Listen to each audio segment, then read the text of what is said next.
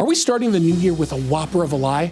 According to the Department of Housing and Urban Development, HUD, the country saw an 18% increase in homelessness, and they say it's driven by a lack of affordable housing and migrants. Is that true? It's time for a Jason Rantz fact check.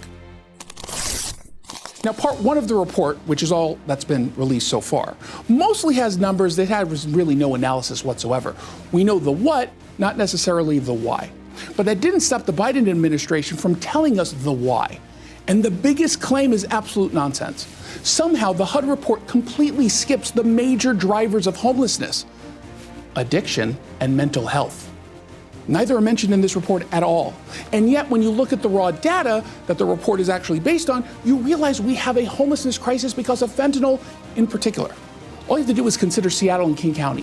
63% of unsheltered homeless people reported either a substance use disorder, mental health issue, or both.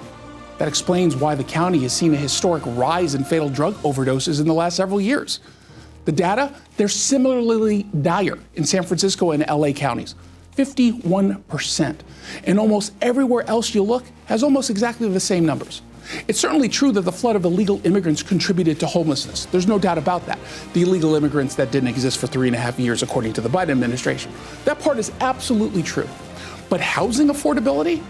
Well, it's certainly true that these drug-addicted and or mentally ill homeless people struggle with housing affordability. HUD blames a symptom of the illness, not the illness itself, for the crisis. So consider the claim fact-checked. The HUD assertions are false. We'll see you next week.